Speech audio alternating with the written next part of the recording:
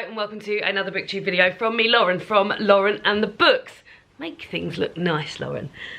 First things first, before we get into this video, which is a very exciting video because it's my honeymoon TBR, so it's going to be me selecting books to take away on my honeymoon. It would be remiss of me not to mention the fact that this is the first video I've filmed since our cat Minnie died. I put that on Instagram, and a few of you may well have seen it on there, but if you don't have Instagram, you might not know that that's what's happened. So Minnie fell very poorly one evening, and sort of like poorly in the way that she's been poorly in the past, bit lethargic and stuff. I left it a couple of days, and yeah, she just wasn't herself, so I took her into the vets, and they said that she'd been quite ill for some time, and she was put to sleep. So Dave and I obviously devastated, and the kind words that we've had from people after I popped it on Instagram were lovely and have really helped, but we're really having a hard time with it. And yeah, I think we always knew this day was coming. It's coming for everyone, but yeah, it's really taken us by surprise. And when we had to clear all of our stuff away and stuff, you don't realise how much space one little dot of a fluffy cat takes up, and just things like not seeing her bowl around and not having her sort of climbing all over me while I'm filming or in the background, and that sort of leads to the fact that I've pre-recorded quite a lot of videos on the run-up for this month, and because we're going on our honeymoon, so you may well still see Minnie in some videos as the month goes on. Even after this point, it's just up until the end of the month, there'll be a few more videos with Minnie in, which is nice. It's nice, but it's also very sad. But yeah, I just wanted to mention that at the top of this video. But Dave and I are both doing okay. We'll get there, and we obviously miss her terribly, but we gave her a lovely life. And she made us very proud cat parents. She didn't really like anyone else, so that made us feel like we were really bossing, looking after her. And yeah, she's always lived, like David and I moved in with each other, and then 2 months later we got Minnie, so she's always been with us really. Well, we've lived together, so it's taken some adapting, but we are getting there, and we're remembering her very fondly. So yes, to Minnie. But today's video it's an exciting video. It is an exciting video. It feels like a bit of a gear change, but Dave and I are going on our honeymoon soon. In fact, by the time you're watching this, we're probably on our honeymoon, and which is very exciting. And we're going on a cruise around Norway, and that means that I am going to need some books to read. So I've pulled and bought 15 books. 15 books that I feel like would be really good honeymoon and holiday reads, but I've got to whittle them down to 10, and that's fine because I'm away with my husband on my honeymoon. Maybe 10 books is even a little bit too much, especially when there's a library on board. But I wanted there to be options, and like when I'm having some downtime, I have been known to read a book a day. So 10 books I think is sufficient for the period of time which we are away. So I will talk you through the 10 books, the 15 books, and then I'll select, and I haven't pre-selected these. These are literally like what I'm feeling in the mood for when we go away. But let's start. So, and I'll tell you sort of like where they've come from and stuff. So this first one, this is a very exciting one. This is The Cabin in the Mountains by Robert Ferguson, a Norwegian Odyssey. I was talking to my friend and yours, Jen Campbell, about what books about Norway I would like to read, and I said that there's a book called Names for the Sea, Strangers in Iceland by Sarah Moss, which is about Sarah Moss, a non-fiction book about Sarah Moss relocating to Iceland to work in the university in Reykjavik and taking with her young family, and what that was like, and comparing it to like life here and stuff that she's learnt about there. And I absolutely love that book, and I said, my God, I wish there was that book written, but for Norway. And then Jen was passing Daunt Books, which is an amazing bookshop and arranged by country. So when you browse in Daunt Books, you're browsing by country. And she went to the Norway section and found this, which sounds similar. So what I'll do is I'll read all the blurbs out of these books, and then when we come to selecting them, we'll have an idea of what they are. So this says, turf-roofed and wood-built, offering fresh air, breathtaking views and peaceful isolation, the wooden cabin home, or hut, is a crucial part of Norwegian national identity. In 2016, Robert Ferguson and his wife bought a piece of land high up in the Hardangervidda, and on it they built a cabin. As the cabin takes shape, Fergus learns how native Norwegians have married a newfound urban affluence to their past as a tight-knit rural community nation, and has to reconsider his own ideas about the dream tradition of the huta, or hut, drawing an affectionate but unsentimental portrait of Norwegian culture, society and landscape. I mean, it sounds perfect, doesn't it? So yeah, that's book number 1 of 15 to pick 10 from. Next up, we've got Still Life by Sarah Windman. I got this book out from the library and hauled it in a library haul, and mentioned there that I thought this might be a good book to take on my honeymoon with me, but it was from the library, had a 2-week back loan sticker on it. I mean, it's still hugely popular, considering this was first published in like 2021. This is still getting out from the library and having a 2-week back loan sticker on it, hugely popular. And one of you lovely lot messaged me and said, I would love to buy you that for your honeymoon. Could you put it on your wish list and I'll buy it for you? So that's what I did, and yeah, lovely. So yeah, this is Still Life by Sarah Windman. 1944 Italy. As bombs fall around them, two strangers meet in the ruined wine cellar of a Tuscan villa and share an extraordinary evening. Ulysses Temper is a young British soldier. Evelyn Skinner, a 64-year-old art historian, living life on her own terms. She has come to salvage paintings from the wreckage of war and relive memories of her youth, when her heart was stolen by an Italian maid in a particular room with a view. Ulysses' chance encounter with Evelyn will transform his life and all who love him back home in London forever. Big-hearted, sweeping and full of unforgettable characters, Still Life is a novel about beauty, love, the families we forge and the friendships that make us. So that's that one. Then I've got The Offing by Benjamin Myers. This was also sent to me from my wish list. I didn't have this planned as a sort of honeymoon read, but the back, it's set in the summer, and I'm trying to read a few summary things. So, one summer, following the Second World War, Robert Appleyard sets out on foot from his Durham village. 16 and the son of a coal miner, he makes his way across the northern countryside until he reaches the former smuggling village of Robin Hood's Bay.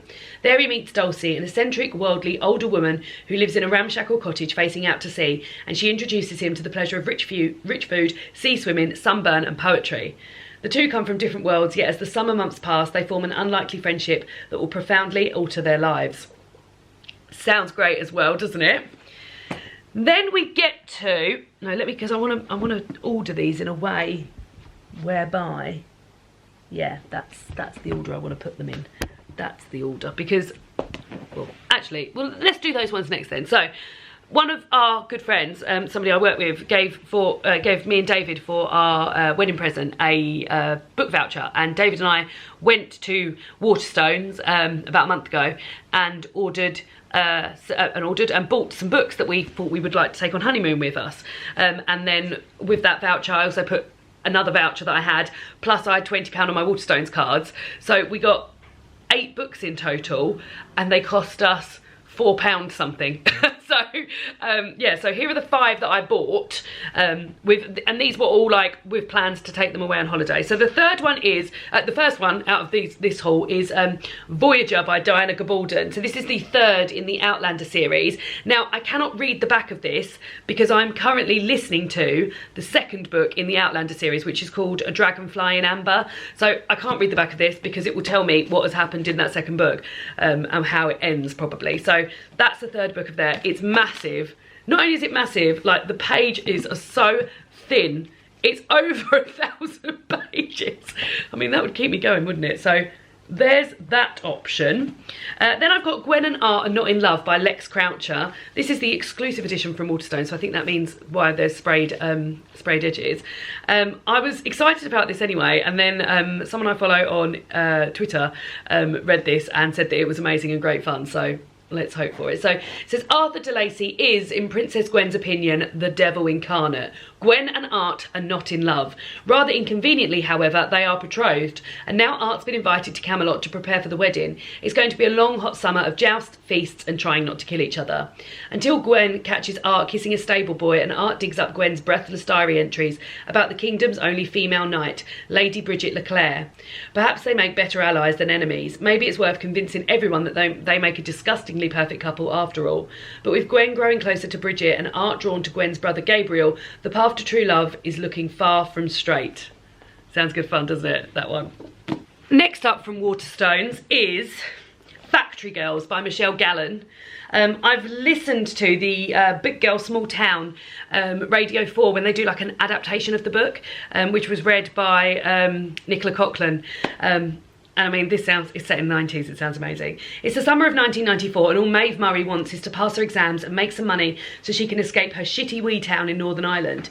With her best friends Caroline and Aoife, Maeve bags herself a job at the local shirt factory. It's set to be the summer of their lives, but first she's got to iron 800 shirts a day to keep her job, dodge the attentions of her slimy English boss, and survive a tit-for-tat paramilitary campaign that's as brutal as her relationship with her mum. As tensions rise between the Catholic and Protestant workforce and Maeve counts down the weeks to results day, she notices things aren't adding up at the factory, and it seems like revealing the truth may be just her ticket out of town. Then I've got a romance, which is by the book by Jasmine Guillory. Now, I've read a Christmas book by Jasmine Guillory, which was, she's an American author, but it was set here in the UK. I can't think what that was called, and it hasn't got a list of her books. Well, oh, hold on. No, it doesn't have it on there, but I very much enjoyed it. It was very lull because I like reading sort of like English stuff set from an American point of view because, yeah, the words that had sort of like crept in there that are not in the English vernacular, I found fun. But yeah, here we go. So it says, sometimes to truly know a person, you have to read between the lines. Isabel is completely lost. When she first began her career in publishing after college, she did not expect to be 25, still living at home and one of the few black employees at her publishing house. Overworked and underpaid, constantly torn between speaking up or stifling herself, Izzy thinks there must be more to this publishing life. So when she overhears her boss complaining about a beastly high-profile author who has failed to deliver his long-awaited manuscript, Isabel sees an opportunity to finally get the promotion she deserves. All she has got to do is go to the author's Santa Barbara's mansion and give him a pep talk or three. How hard could it be? But Izzy quickly finds that she is in over her head. Beau Towers is not some celebrity lightweight writing a tell-all memoir. He's jaded and withdrawn, and it turns out just as lost as Izzy. But despite his standoffishness, Izzy needs Beau to deliver, and with her encouragement, his story begins to spill onto the page. They soon discover they have more in common than either of them expected, but as their deadline nears, Izzy and Beau begin to realise there may be something there that wasn't there before. There may be something there that wasn't there before. Yeah, there we go. Oh! Best-selling author Jasmine Guillory's reimagining of a beloved fairy tale is a romantic triumph of love and acceptance, and learning that sometimes to truly know a person, you have to read between the lines. So maybe this is slightly Beauty and the Beast based. There we go. And then I've got, last out of those books that I bought in Waterstones, I've got Suk Ojla's Sunny. So it says here, meet Sunny. To her friends, she's eternally upbeat, always on hand with hilarious and horrifying date stories, but they're all settling down with partners and mortgages, and Sunny is back in her childhood bedroom at 30. She plays the role of the perfect daughter, watching the Sikh channel, making saag and samosi with her mum, while also hiding gins in tins in her underwear drawer and sneaking home in the middle of the night after dates. She juggles her double life perfectly, on the outside at least, but when her mum sees a guy dropping Sunny home one evening, everything gets a little complicated. Now her mum wants to know about the life Sunny has kept secret from her so long. Sunny's used to lying to her friends, her family, and above all herself. But is it time to start being honest? So there we go. Those are the 5 I got from Waterstones. And then here is, well, to add, these are more that I've sort of just pulled off my shelves. Things that I think will be page turners, things that I think will be very good for the holiday. So the first one is A Good Girl's Guide to Murder by Holly Jackson. David read this at the end of last year while we were on our mini moon, actually, and he got recommended this after loving The Appeal. A few people said, I think you'll really like this. It's a YA murder mystery, sort of. I think it's like multimedia. There's a few sort of like bits in there like transcripts and text messages and stuff like that and stuff. So here we go. The case is closed. 5 years ago, schoolgirl Andy Bell was murdered by Sao Singh. The police know he did it. Everyone in the town knows he did it. But having grown up in the same small town that was consumed by the murder, Pippa Fitzamobi isn't so sure. When she chooses the case as the topic for her final year project, she starts to uncover secrets that someone in the town desperately wants to stay hidden. And if the real killer is still out there, how far will they go to keep Pip from the truth? So there's that one. I thought it sounded like a big old page turner.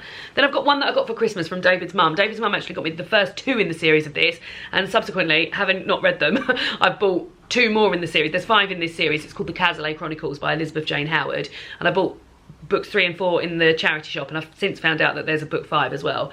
Like I said, this is the first one. It's Light Years. It's called Light Years. The 2 that I've got, that David's mum bought me, have got this beautiful spine that adds up to a sort of like scene. But like I said, I bought 3 and 4 from a charity shop. But yeah, I thought it'd be nice to get myself into a bit of a like series of stuff, and I believe I haven't read the back of the other ones, but this one's set in the summer, and I've got a feeling they're about sort of like returning home every summer, which I feel like is nice sort of summer reading.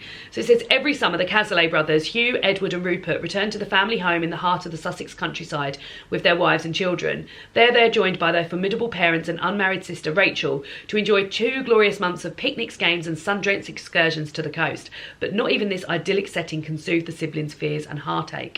Hugh, haunted by memories of the Great War, is terrified at the looming prospect of a second. Edward, charming and handsome, is torn between his wife and his latest infidelity. And Rupert, a talented painter, is in turmoil over his inability to please his demanding new wife. Meanwhile, Rachel's unflinching loyalty to the family means risking her one chance at happiness with Sid, the woman she feels so passionately about. Told of exceptional grace, The Light Years is a modern classic of the 20th century English life and is the first novel in Elizabeth Jane Howard's extraordinary best-selling family saga, The Casella Chronicles. So yeah, that sounds really good too, doesn't it? Then I've got The 7 Husbands of Evelyn Hugo by Taylor Jenkins Reid, which I believe to be apparently the perfect summer read. It's a complete page turner and is really good fun. And also, I think they make it into a TV series or a film at the moment. What I have read of Taylor Jenkins Reid, which might only be Daisy Jones and the Six, I've really enjoyed. Have I read any of the other stuff? I don't think I have. I'm reading Malibu Rising this month as well for a book club, so yeah, I'll be having a Taylor Jenkins summer read. But yeah, here we go. So this says, reclusive Hollywood icon Evelyn Hugo is finally ready to tell the truth about a glamorous and scandalous life. But when she chooses unknown magazine reporter Monique Grant to write her story, no one is more astounded than Monique herself. From making her way to Los Angeles in the 1950s to leaving show business in the 80s, and of course the 7 husbands along the way, Evelyn unspools a tale of ruthless abandon, unexpected friendship and a great forbidden love. But as Evelyn's story nears its conclusion, it becomes clear that her life intersects with Monique's own in a tragic and irreversible ways. There we go. Then I've got this, which I got sent from the publisher. This is the film front cover, which I usually hate, but this is an amazing film front cover of Are You There, God? It's Me, Margaret by Judy Blume, which I went to see at the cinema earlier this year. I loved this book when I was younger. I really, really loved Judy Blume books when I was younger. And I remember this so vividly. And then when I went to see the film, David and I absolutely loved it. So yeah. This is about Margaret Simon. I can tell you, I don't even need to read the blurb. I will read the blurb in keeping with everything else. Margaret Simon likes long hair, tuna fish, the smell of rain and things that are pink. She's just moved from New York City to the suburbs and is anxious to fit in with her new friends. They swear they tell each other everything. First bras, first kisses, first periods, everything. But some things are just too private to talk about, even with your friends, and especially when you're the new girl. Luckily for Margaret, she's got someone else to confide in. Someone who always listens. There we go. Then I've got Promise Boys. Now this is a proof copy of Promise Boys. Oh, I remember they sent me, this is very fun sort of like press releases with it. Looks like a letter from a school and there's a report card. The front cover will look like this. But I've got this came out in February this year and I've got the proof copy by Nick Brooks. And I suppose I'll need to read this then, won't I? Because I don't know if there's going to be a blurb in here. Well, I mean, I've wanted to read this for a while, but there we go. One of my friends read it and gave it 5 stars, which I was excited about. So I thought this would be fun for holiday as well, because this is a YA mystery. The Urban Promise Prep School vows to turn boys into men as students JB, Ramon and Trey are forced to follow the prestigious programme's strict rules. Extreme discipline, they've been told, is what it takes to be college bound, to avoid the fates of many men in their neighbourhoods. This Principal Moore method supposedly saves lives, but when Moore ends up murdered and the cops come sniffing around, the trio emerge as the case's prime suspects, with all 3 maintaining their innocence They must band together to track down the real killer before they are arrested. But is the true culprit hiding among them? This exquisitely taut thriller shines a glaring light on how the system too often condemns black and Latino teen boys to failure before they've even had a chance at success. There we go. There's that. Multiple perspective as well, which I'm into, especially in thriller land. Then I've got Sea of Tranquility by Emily St. John Mandel. The only book I've read by this author is Station 11, and I very much enjoyed it. And I saw that this had appeared on quite a few people's best books of last year. I keep remembering the word gentle being used a lot. And yeah, it's just sort of like been always in the back of my mind of maybe this would be one that I would want to take away with me. So it says, who could you sacrifice to protect the future? Lives separated by time and space have collided, and an exiled Englishman, a writer trapped far from home, and a girl destined to die too young have each glimpsed a world that is not their own. Travelling through the centuries between colonies on the moon and an ever-changing earth, together their lives will solve a mystery that will make you question everything you thought you knew to be true. That doesn't really give much away at all, does it? But yes, there we go. And then the last one I've got is Richard E. Grant's A Pocketful of Happiness, which is a book that Richard wrote following the loss of his wife. His wife died, and like some of her parting words to him was that he should always try and find a pocket full of happiness in every day. So this is his memoir, like chronicling his wife's life and death, but also his early career and up-to-date sort of stuff. So Richard E. Grant emigrated from Swaziland to London in 1982 with dreams of making it as an actor when he unexpectedly met and fell in love with renowned dialect coach Joan Washington.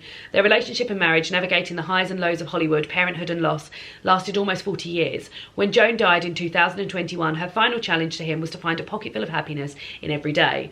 This honest and frequently hilarious memoir is written in honour of that challenge. Richard has faithfully kept a diary since childhood, and in these entries he shares in raw detail everything he's experienced, both the pain of losing his beloved wife and the excitement of their life together.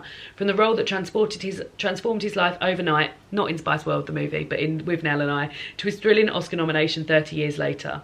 Told with candour in Richard's utterly unique style, A Pocketful of Happiness is powerful, funny and moving celebration of life's unexpected joys. Well, there we go. And when this was coming out, Richard was doing a sort of like turn of all the podcasts that I listened to, and yeah, it sounded amazing. So those are the 15. Shall we whittle it down to 10?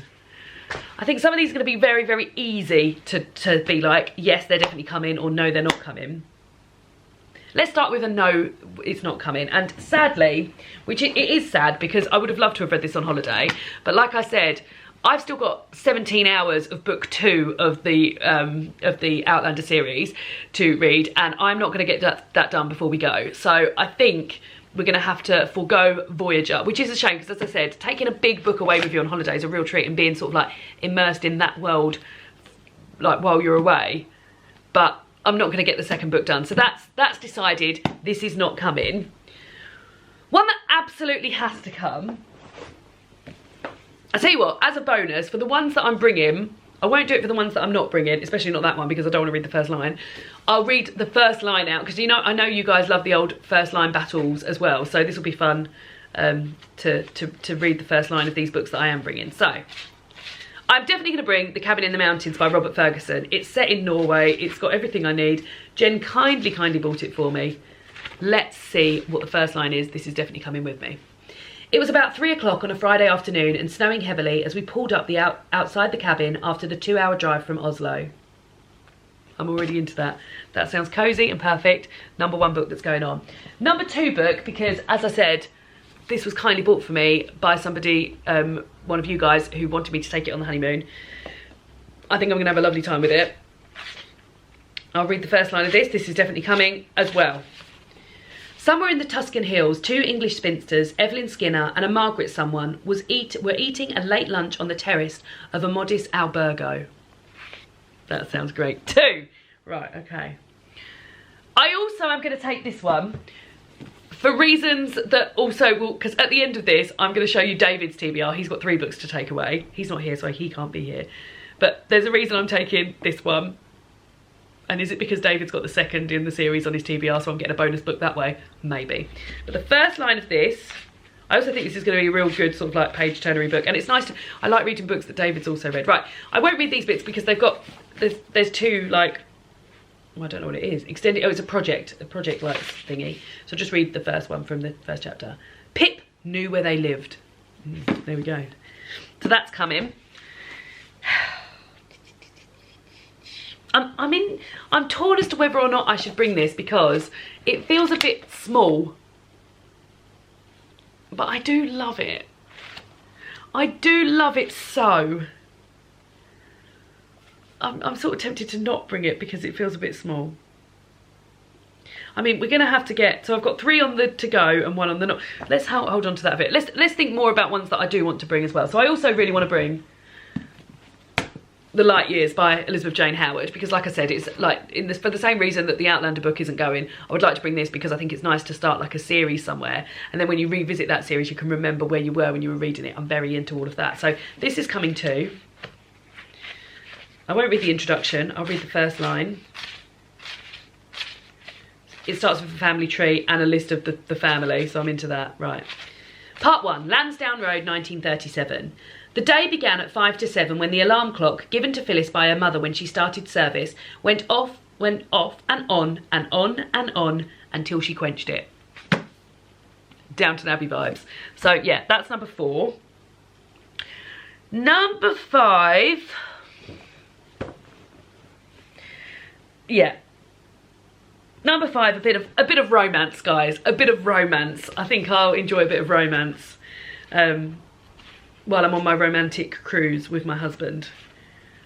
And this sounds fun, doesn't it? Right, prologue.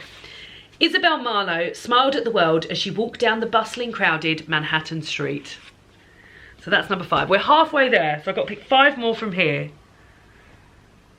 1, 2, 3. Okay. Also, Gwen and Art Are Not in Love by Lex Croucher, because this sounds like it's going to be super fun. Oh, it starts with a map of Camelot. I'm very into that. Okay. When Gwen woke up, she knew she'd had the dream again, and that she'd been loud. This sounds very fun. Oh, it even starts with like little, oh, it just looks like it's really good. Right, that one's definitely coming. So that's 6. 2, 4, 6. So I need 4 more. 4 more from this pile, which also means 4 aren't coming. So let's have another little think about, maybe we'll add 1 to the not coming pack, but maybe Sea of Tranquility by Emily St. John Mandel. Because like I said, the blurb didn't really give much away. And what it did give away, I don't know if it screams page turner. So let's pop that there. That's not to say it's never going to be read. It will be read. It's just not coming away with me. Another one that is coming away is Promise Boys. I think it sounds like an absolute page turner. So let's go with that. And Multiple Perspective with a thriller is great. So this says, Part 1, JB, present day. Nobody, Urban Promise Prep School. Rumour has it a student brought a gun to school the day of the murder. Let's go with it. Okay, so 2, 4, 6, 7. So I need 3 more from here. Got to get rid of 3. We're back in the same. So let's try and see if I can... What one don't I want to take with me? Maybe I shouldn't. I don't think I am going to take Are You There, God, It's Me, Margaret, which is a shame. But it is a little slip of a thing. Oh, I really do want to take it though. No, I don't know, because I want to take these as well. No, okay, right, let's pick another one that I'm not going to take it. I've decided I'm not going to take it. Agony that was. Right, let's pick one that I am going to take. I think I really want to take The 7 Husbands of Evelyn Hugo. When I mentioned to somebody that I was planning on taking that on holiday, they were like, that is a great holiday read. So let's go with that. Okay. So it starts off with like a New York Tribune like article, but I'm going to go to the first chapter. Can you come into my office? I look around at the desk beside me and then back at Frankie, trying to confirm whom exactly she's talking to. Okay. Right. 2 to keep, 2 to take. I'd like to take Factory Girls. I think this sounds fun. 94. I bought this from, like, with plans to take it away. Set in the 90s. Sounds a bit like Dairy Girls. Thursday the 2nd of June 1994, 74 days until results. Maeve Murray was just 18 years old when she first met Andy Strawbridge, but she knew he was a fucker the minute she laid eyes on him. That's good, doesn't it? Okay, and then 1 not to take.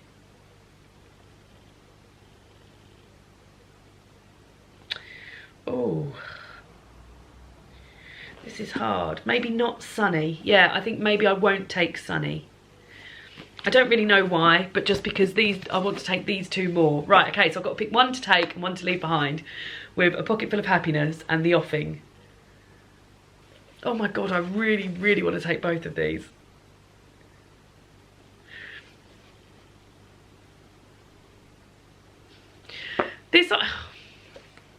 Maybe I'll read the first line of both of these and see which one we're going to go for. On the 31st of December 2021, I posted the following message on Instagram. Lockdown last year turned out to be a blessing in disguise because my wife and I spent 9 months after our 38 years together with each other every single minute of the day and night, and then had 8 months together for the last months of her life this year. And she said to me just before she died, "You're going to be all right. Try and find a pocketful of happiness in every single day." And I'm just so grateful for almost 4 decades that we had together and the gift that is our daughter. So on that note, Happy New Year to you. Oh God. Yeah, I do feel interested in that. That was the first paragraph, so I'm going to give the first paragraph this a go. Where did life go? Every day I find myself asking this one same question of the mirror, yet the answer always eludes me. All I see is a stranger staring back. Yeah, so I think based on that, I'm going to go with A Pocketful of Happiness. So here we go. Here are the 10 books that I'm taking on my honeymoon with me. I wonder which one I go for first. I'm so excited. I love doing TBRs and for like trips and stuff. Right, so we'll go in reverse order. So, A Pocketful of Happiness by Richard E. Grant. Factory Girls by Michelle Gallen. The Seven Husbands of Evelyn Hugo by Taylor Jenkins Reid. Promise Boys by Nick Brooks. Gwen and Art Are Not in Love by Lex Croucher. By the Book by Jasmine Guillory. The Light Years by Elizabeth Jane Howard. A Good Girl's Guide to Murder by Holly Jackson. Still Life by Sarah Windman, and The Cabin in the Mountains by Robert Ferguson. I mean, I'm probably going to start with this. Probably. So those are the 10 books I'm taking away. Now, I did say that I would show you David's TBR as well. He's picked 3 books. He bought 3 books when we went... She just cannot get these straight. He bought 3 books when we went to Waterstones with the big intentions of taking them away. One of them you may have already suspect. That's Good Girl Bad Blood. This is the second in the series that I've got the first one of, The Good Girl's Guide to Murder by Holly Jackson. Don't want to read the back of that because I'm going to read the first one. So, but he's got the second one. So although I've got 10 books to take, that I could have 11, because if he reads this first, or if I read that and then really want to go on to the second, it's there waiting for me. He's also bought, these books are adorable. He bought a romance book called Icebreaker by Hannah Grace. This looks so cute, and the fact that David bought it is just adorable. So it says, Anastasia Allen has worked her entire life for a shot at Team USA. It looks like everything is going according to plan when she gets a full scholarship to the University of California at Maple Hills and lands a place on their competitive figure skating team. Nothing will stand in her way, not even the captain of the hockey team, Nate Hawkins. Nate's focus as a captain is on keeping his team on the ice, which is tricky when a facilities mishap means they're forced to share a rink with the figure skating team, including Anastasia, who clearly can't stand him. When Anastasia's skating partner faces an uncertain future, she may have to look to Nate to take her shot. Sparks fly, but Anastasia isn't worried because she could never like a hockey player, right? 18+ content, not suitable for younger readers. So when Dave, I've read a book, I've buddy read a book before with David where there were sex scenes, and his face when he's reading a sex scene is so low. And then he also picked up this, which I'd actually earmarked for him. I saw it got recommended in a magazine or something. I thought David would really like this. So when I saw it, I thought he'd really like it. So this is Let's Play Murder, Win or Die Trying by Kezia Lupo. It says, you'll know it by the snow. Welcome to the game, a secret virtual reality unlike any other. Veronica hates VR, and when she accidentally gets sucked into the game, she'll do anything to leave. But the only way out is to get to the end, solve the murder mystery, reveal the killer, and ideally win the grand prize. It should be straightforward, but something doesn't feel right. There are blackouts, glitches, strange characters, and 4 other players that Veronica can't trust. She can't help feeling that a mysterious shadow is haunting their footsteps, toying with them. Then, when a player dies, Veronica has to ask herself if this is part of the game or if there's a real killer playing by their own rules. This may not be a game Veronica wanted to play, but it's one she has to win or die trying. So yeah, this sounded a little bit like Ready Player One. And I think David will enjoy that. So those are David's 3 books. They're my 10 books. Let's see how many I get reading. I'm very, very excited. Thank you again for watching. Let me know what out of my 15 you would have picked. Do you think I've made a good selection? And I'll see you all again soon for another BookTube video. Goodbye!